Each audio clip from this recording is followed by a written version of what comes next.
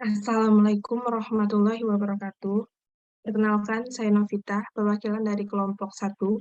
Di sini kami ingin mempresentasikan hasil diskusi kami dalam bentuk PPT, yaitu tentang sorghum.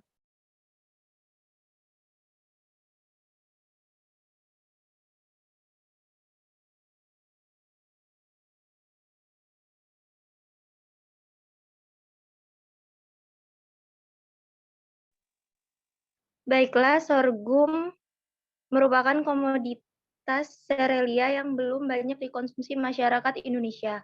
Padahal kandungan zat gizi sorghum tidak kalah dengan beras.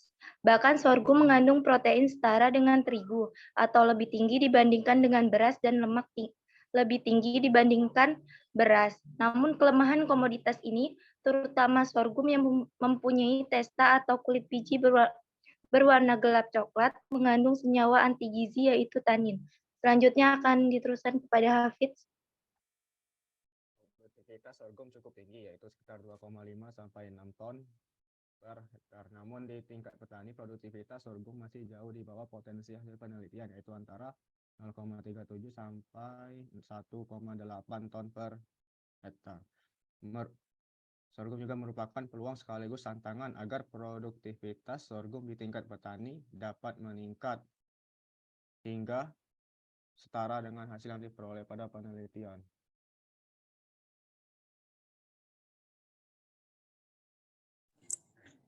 Baik, untuk struktur sorghum itu ada sistem akar. Spesies ini terdiri dari silika di endodermis dan sebagian besar rambut penyerap. Terus ada bagian batang terbagi menjadi buku dan ruas atau internodes, daun di seluruh tanaman. Selanjutnya ada perbungaannya adalah jenis malai. Buahnya adalah karyosis atau biji-bijian kering, ciri khasnya rerumputan. Tinggi tanaman dapat mencapai 1-4 meter, serta tongkolnya termasuk jenis sesil.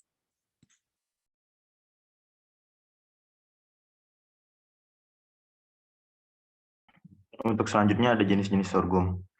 Jenis sorghum sendiri dapat ditentukan berdasarkan warna bijinya. Kulit biji sorghum itu terdiri atas 3 bagian. Nah, yang pertama ada kulit luar atau bisa disebut epikarp. Yang kedua kulit lapis kedua atau disebut dengan mesokarp, dan yang ketiga ada kulit lapis ketiga atau perikarp. Nah, jenis sorghum dan karakteristiknya sendiri, yang pertama ada sorghum biji, di mana bentuk butir bijinya relatif besar, terpisah dari sekam, warna butiran bijinya putih, kuning, merah, ataupun coklat. Untuk yang kedua ada sorghum manis, di mana bentuk bijinya panjang dan warnanya butir putih ataupun coklat. Dan yang ketiga ada sorghum rumput dengan bentuk butir biji tertutup penuh oleh sekam yang berbentuk cembung, di mana berukuran panjang dan juga runcing. Untuk warna butirnya kuning gelap, coklat, ataupun coklat kemerahan. Dan yang terakhir ada sorghum sapu dengan bentuk butir bijinya lebih kecil ataupun jarang yang tertutup oleh sekam dan berbentuk cembung, dan butir bijinya berwarna coklat.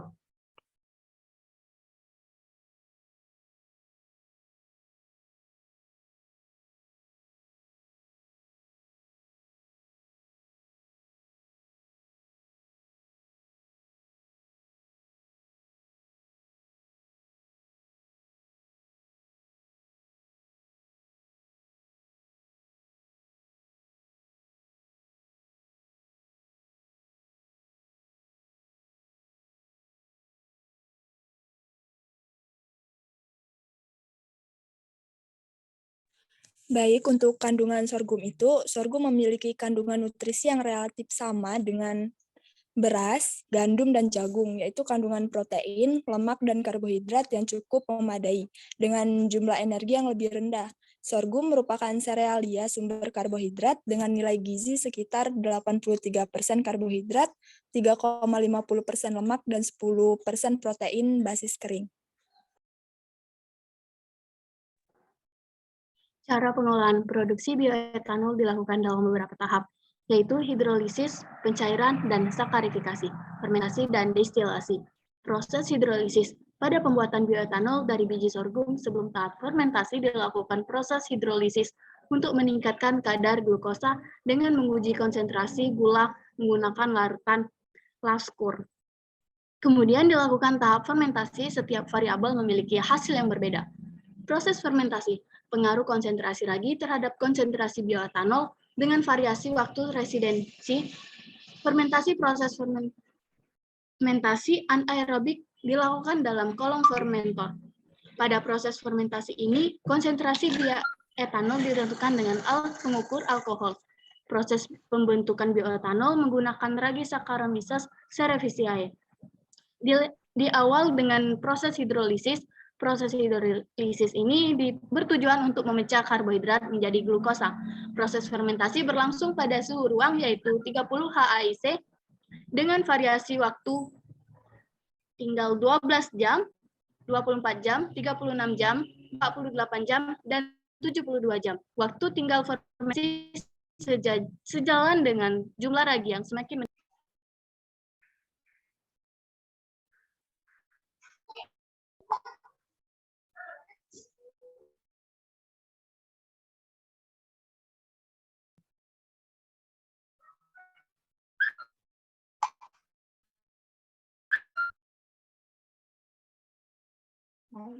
Mungkin sekian presentasi dari kelompok kami.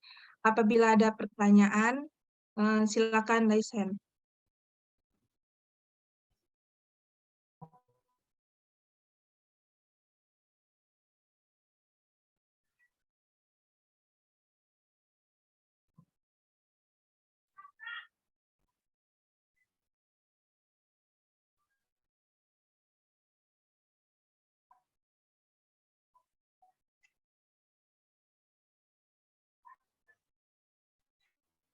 Baik, terima kasih.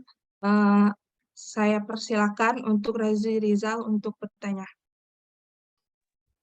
Baiklah, terima kasih atas kesempatannya. Izin bertanya sebelumnya. Perkenalkan, nama saya Razi Rizal Saputra dari kelompok 8. Pertanyaannya itu, seperti yang kita ketahui bersama, bahwa sorghum itu kan kurang terkenal di Indonesia. Nah, apa sih yang melatar belakangi bahwa popularitas sorghum itu kurang terkenal sebagai bahan makanan di masyarakat Indonesia? Terima kasih.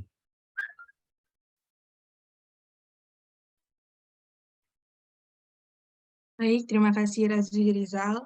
Untuk selanjutnya, saya persilakan Dini Nuraini untuk bertanya.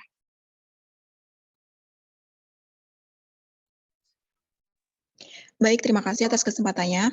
Di sini saya Dinis dari kelompok 2, izin bertanya. Tadi di PPT itu disebutkan bahwa tanin itu kan sebagai zat anti gizi protein. Nah, apakah ada efek positif selain dari efek negatif tersebut? Terima kasih.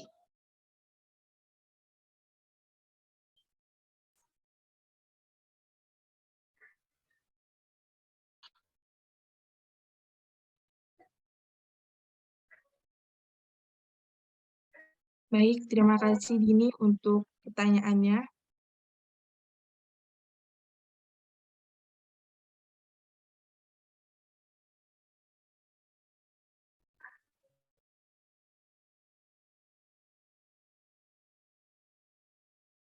Mungkin untuk Alfa, kalau jika ingin bertanya, dipersilakan. Baik, bismillahirrahmanirrahim. Assalamualaikum warahmatullahi wabarakatuh. Sebelumnya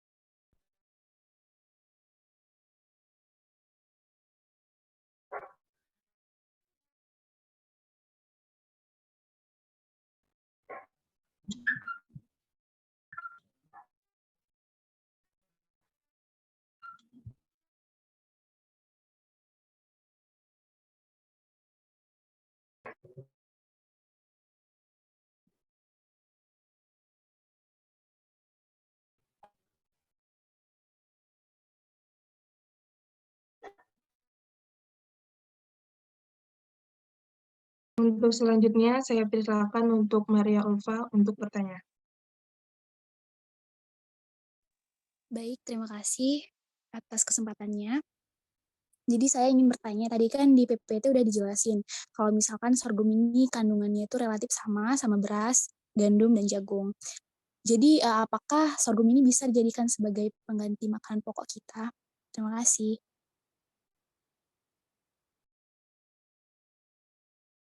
Baik, terima kasih atas pertanyaan. Di sini kami izin menjawab pertanyaan yang sudah diberikan. Untuk yang ingin menjawab, dipersilakan.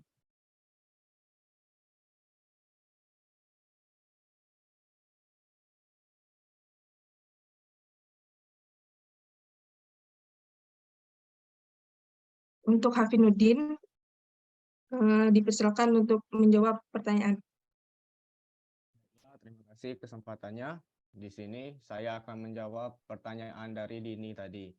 Seperti yang diketahui, tanin itu sebagai faktor yang mempengaruhi rendahnya daya cerna protein pada sorghum. Tetapi tanin juga bisa berfungsi sebagai antioksidan, yaitu bisa menangkap radikal bebas, helasi transisi logam untuk mengurangi toksik pada logam, dan menghambat enzim prooksidatif yang ada di tubuh kita. Mungkin itu saja yang bisa saya jawab. Terima kasih. Kepada Dini Nuraini, gimana atas jawabannya? Apakah sudah dapat dimengerti atau masih ingin dijawab? Baik, terima kasih. Selanjutnya saya persilakan untuk Nyanyu untuk menjawab pertanyaan. Baik, terima kasih. Saya izin menjawab pertanyaan dari Maria Ulpa tadi. Pertanyaannya, apakah sorghum bisa menjadi pengganti makanan pokok? Jawabannya bisa banget, karena sorghum itu termasuk makanan tinggi protein dan serat, sehingga bisa menekan nafsu makan berlebih, dan juga sorghum dapat meningkatkan asupan kalium dan menurunkan asupan natrium dalam tubuh, sehingga dapat mencegah tekanan darah tetap stabil. Sorghum juga bermanfaat untuk kesehatan jantung dan pembuluh darah, karena kandungan antioksidan, serat, dan mineral. Sorghum juga bisa menjadi makanan pokok yang aman untuk penderita prediabetes atau diabetes karena memiliki indeks glikemik yang rendah. Sorghum biasanya tuh diolah menjadi bubur, tepung, roti. Mungkin itu saja yang dapat saya sampaikan. Terima kasih. Kepada Saudara Maria. Bisa dimengerti. Terima kasih. Baik, untuk selanjutnya dipersilakan kepada Gilang Prasetya Aji untuk menjawab pertanyaan. Baik, saya izin menjawab pertanyaan dari Rizal tadi. Pertanyaannya itu, apa alasan dibalik kurangnya popularitas sorghum sebagai bahan makanan di masyarakat Indonesia? Untuk jawabannya sendiri, pada dasarnya tuh Indonesia memiliki sentra sorghum yang cukup luas sebesar 4.355 hektar. Nah, penyebab dari sorghum kurang terkenal di Indonesia itu karena masyarakat Indonesia tuh cenderung lebih menyukai bahan makanan pokok seperti nasi, mie, roti, yang mana sebagai sumber karbohidrat utama dalam makanan mereka. Nah, ini kurang begitu mengenal dengan sorghum. Selain itu, sorghum tuh biasanya tuh lebih sering digunakan sebagai bahan baku ternak, bahan baku bioetanol, ataupun sebagai bahan pakaian dan kerajinan tangan. Sekian jawaban saya, apakah dapat diterima oleh Rizal? Baik, bisa diterima. Terima kasih. Baik, terima kasih atas pertanyaan dan jawabannya. Mungkin saya perwakilan dari kelompok 1 minta maaf apabila ada kesalahan dalam kata atau dalam presentasi ini. Saya akhiri. Wassalamualaikum warahmatullahi wabarakatuh. Waalaikumsalam.